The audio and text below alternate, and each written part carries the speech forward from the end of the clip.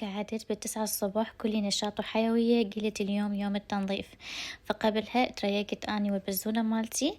هنا أنا اول شي بديت بيه هو الطباخ. طبعا اني هنا قعدت بجف مدة 10 دقايق، بعدين يلا ابدي اجلفه يطلع وياي لمعة مالته تخبل يبرج برج. بس بعول يا شلون طلع يلمع لمع. طبعا اني من افتح بيت دائما يسألوني ايش تستعملي للطباخ، فاليوم راويتكم شنو استعمل.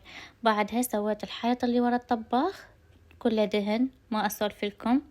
وراها كنست البيت. أني ما صورت بس الصالات، ما أقدر أصور الغرف. ورا الكنس أكيد لازم نمسح الأجزاء اللي هي ما مفروشة بعملاق وجيتول ومعطر مال الأرضيات. هذا الميكس الثلاثي أنا دائما أسويه. بعد المسح هنا أنا سويت أثاث البيت. بلشت بالصالات،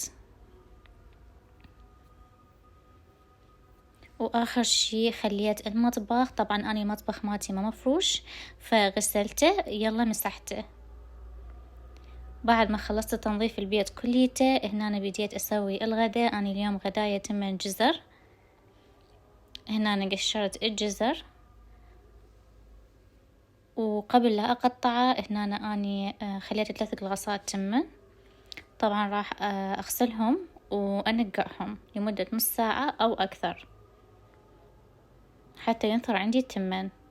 هنا أنا قطعت الجزر، وهنا أنا لولو شاركتني عبالها انه اني دا اقطع لحم فد الشمشم. خليت الجدر مالتي على النار. هنا أنا خليت بيه زيت، حمست البصل، ضفت الجزر، وهنا أنا اكيد الدارسين، وخليت شوية همينة نومي بصرة. اني اسوي بهاي الطريقة يطلع يخبل. وضفت ملح، وراح احمس الجزر ويا البهارات اللي ضفتها. بعدين اضيف التمن واضيف المي وانتظر الى ان ينشف المي. بعدين يلا اخليه على المهدارة واقبغه الى ان يستوي. هنا التمر مالتنا الخطير صار جاهز. سويت وياه سلطة واكيد لبن وطرشي وبس.